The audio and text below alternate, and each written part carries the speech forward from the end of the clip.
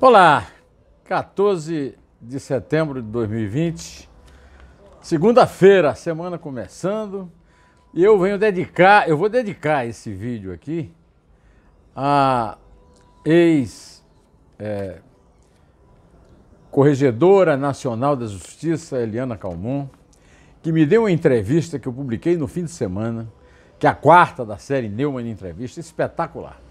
Está tendo um rendimento maravilhoso, muito elogio, muita gente elogiando, um clima que me levantou o mesmo astral, né? Agora, para manter esse clima, esta semana eu vou entrevistar Felipe Moura Brasil, do Antagonista, porque até hoje a melhor entrevista que eu já dei foi para ele. Vamos ver se agora ele me dá uma entrevista tão boa quanto foi fazer a entrevista comigo. Esperem. Mas antes de ver o Felipe, vejam lá a Eliana, para vocês curtirem. E mais os outros que eu entrevistei também, Paulo Marinho, Modesto Carvalhosa e Walter Fanganiello Maierovitch. Hoje eu estou animado, mas estou chocado. Nós estamos batendo todos os recordes de cafajestice que eu vou lhe dizer, hein? Eu me lembro muito, quando eu era menino, que tinha notícia dos Cafajestes, um grupo famoso, liderado pelo Carlinhos Niemeyer, que era o dono daquele canal 100. Carlinhos Niemeyer era um oficial da aeronáutica, que foi amante da Carmen Miranda, porque ele era do grupo que a acompanhava, né? Era o bonitão e tal, e fez o canal 100, que foi uma companhia notável na minha adolescência, porque era onde eu vi os gols do meu time, do Flamengo e dos outros times no cinema, com muito atraso, mas via no cinema. Pois bem, então eu me lembro desse grupo, os Cafajestes, mas esses Cafajestes, no bom sentido, né, eles foram superados por dois Cafajestes na gestão pública no Brasil. O principal deles é o senhor Jair Messias Bolsonaro. Jair Bolsonaro bateu um recorde, vai para o Guinness Book of Records. Ele simplesmente conseguiu recomendar, derrubar um veto que ele fez a um texto legal. Bom, em primeiro lugar, o que está acontecendo é um crime. Foi aprovada uma medida provisória. No meio dessa medida provisória entrou um jabuti preparado pelo filho do bispo R.R. Soares, o Davi Soares, na calada da noite ali, com grande aprovação, perdoando R$1 bilhão de dívidas de igrejas evangélicas, entre as quais a do pai dele, do autor da lei. Bolsonaro reuniu os líderes evangélicos, aos quais ele está sempre devendo explicações, quando devia ouvir o Marco Aurélio Mello, que disse que ele deve governar para todos os brasileiros e não só para os seus prosélitos, e então convocou essa bancada evangélica para dizer: olha, eu não tenho como vetar, porque se eu vetar, eu vou cometer um crime de responsabilidade. Mentira! Mentira! Não comete crime de responsabilidade. O veto é um direito do presidente da República, é um direito que ele pode exercer. O Congresso vota uma lei da qual ele discorda, ou um artigo, ou um dispositivo, ele pode vetar. Segunda mentira, ele vetou parcialmente a lei. Aí sim, esse conjunto provoca um crime de responsabilidade gravíssimo, só que ele está imune a esses crimes, porque o bando de covardes que mandam nos poderes da República e que se consideram guardiões da democracia, do Estado de Direito no Brasil, deixam passar essas coisas. Na noite de ontem ele cometeu um crime ao vetar parcialmente e ainda soltar uma nota da Presidência da República recomendando a derrubada do próprio veto. Isso é surrealista, isso é de uma cafajestice sem limite. Isso aí era para provocar um processo de impeachment logo, correndo. Agora, para competir com ele, porque olha, só antes de terminar esse capítulo, eu vou repetir uma coisa que eu já disse aqui. Se esse veto for derrubado, ou se for mantido só o artigo lá que ele vetou, que não vai ser vetado, olha, vai ser a maior lavagem de dinheiro da história. É só abrir uma igreja e começar a lavar dinheiro. Isso é o que se chama sair dinheiro pelo ladrão. De verdade. Bolsonaro está merecendo um impeachment com essa atitude para lá de cafajeste. Agora, tem um sócio dele, em cafajestice, que é o prefeito do Rio, Marcelo Crivella. O Marcelo Crivella já tem revelado tantos crimes nos últimos dias que já era para ter um impeachment automático. No entanto, a Câmara, por uma pequena diferença de votos, não abriu o processo de impeachment. Com o voto do Carlos Bolsonaro, o filho número 02, o 00, o filho 00 do presidente Bolsonaro, né? Agora nós estamos numa situação esdrúxula, que é o seguinte: o governador do Rio era o Wilson Witzel, inimigo do Bolsonaro. Mas o governador ad hoc era o pastor Everaldo Dias Pereira, que foi preso num inquérito, numa investigação que envolve corrupção, da qual também é investigado o vice-governador que assumiu. Mas aí o Superior Tribunal de Justiça afastou por 6 meses o governador e autorizou, com a aprovação do Supremo Tribunal Federal, a posse do vice Cláudio Castro, também suspeito na investigação. E o pastor Everaldo Dias Pereira, que batizou Jair Bolsonaro e os filhos no Rio Jordão,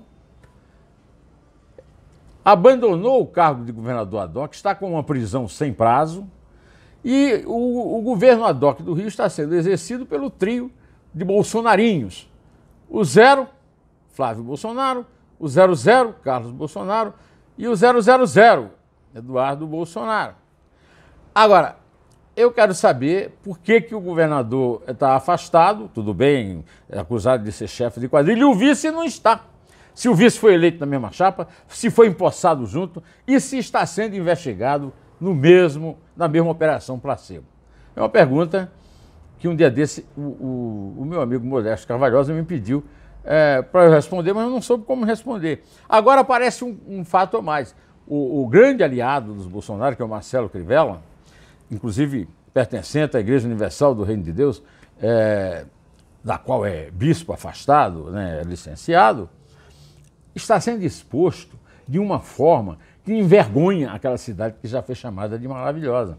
O que já apareceu de fato vergonhoso dele no noticiário é uma grandeza. E aí a desembargadora Rosa Helena Guita simplesmente tirou o sigilo porque disse: já tem prova demais. Agora, se tem prova demais, o que é que está fazendo o Marcelo Crivella na prefeitura? Sabe qual foi a única punição que o Marcelo Crivella teve até agora?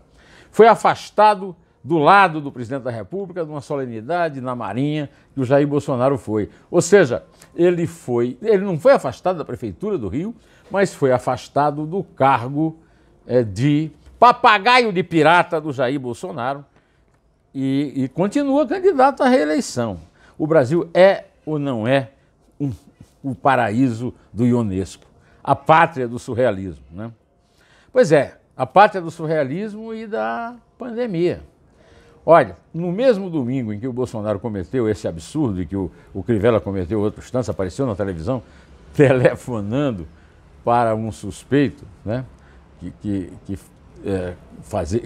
comandava o QG da corrupção lá, e tendo o telefone atendido pelo delegado que estava fazendo uma busca e apreensão na casa do suspeito, né? E também nessa madrugada, na noite de domingo 13, o Brasil é o único país, é o primeiro lugar entre os países do G20, o grupo das 20 principais economias mundiais, em matéria de mortos por milhão de habitantes. Eu me lembro que quando se falava que o Brasil era vice-campeão, os Estados Unidos vinha na frente, o Bolsonaro dizia: não, mas isso aí, a Espanha tem muito menos habitantes e tal. Agora, o dado é proporcional, mortos por milhão. O Brasil tem, eu vou ler aqui, 613,46 mortes por milhão, tendo ultrapassado o Reino Unido seguindo de perto o Equador, o Equador tem 614,18. Você lembra que o Equador era citado aqui porque tinha mortos na rua e tudo mais? Pois é, o Brasil está pertinho do Equador. Daqui a pouco passa o Equador, né? Eu queria também aqui comentar continuar que eu comecei a comentar com vocês, o esquema S. Já está nas mãos do ministro do Superior Tribunal de Justiça, Félix Fischer, a homologação da delação premiada de José Carlos Reis Lavoura, ex-dirigente da Federação de Transporte do Rio de Janeiro, a FETransporte. Essa delação traz mais nomes do judiciário para a roda. São citados 8 desembargadores do Tribunal de Justiça do Estado do Rio de Janeiro. E não para aí. A delação de Leles Teixeira, ex-presidente da Transporte e da Rio Ônibus, já foi homologada, já foi fechada com o Ministério Público e homologada também por Félix Fischer. E já rendeu até uma operação da Força Tarefa da Lava Jato no Rio, focada no Judiciário. Em 40 anexos, Leles delatou 30 autoridades fluminenses, ex-governadores, conselheiros do Tribunal de Contas estaduais e municipais, além de Judiciário e do Ministério Público Fluminense. Os pagamentos milionários eram para esses magistrados tomarem decisões que beneficiassem as empresas em ações sobre licitações de transporte público carioca. E não vai adiantar muita coisa reclamar e apelar para o Gilmar Mendes, porque à medida que essas delações foram tendo resultados, foram aparecendo no noticiário, a tentativa de soltar o povo e de negar essas delações vai ficar bastante ridícula, como no caso Marcelo Crivella, né? E para terminar, eu quero aqui bater um pouco de caixa, porque eu fiz esse livro aqui, ó, O que sei de Lula, e nesse livro eu denunciava a operação mais canalha da história da administração pública no Brasil, que foi a criação da Oi. Pois bem, agora o pessoal que está investigando o Sistema S também chegou na Oi. É o seguinte, segundo a revista Cruzoé, dá sempre esses furos espetaculares, os advogados que teriam desviado valores da FEComércio na gestão de Orlando Diniz, que é o delator do Esquema S, também atuaram na Oi. Com mais de 60 bilhões de reais em dívida, a Telefônica aparece na quebra de sigilo de vários escritórios alvos da Operação Esquema S.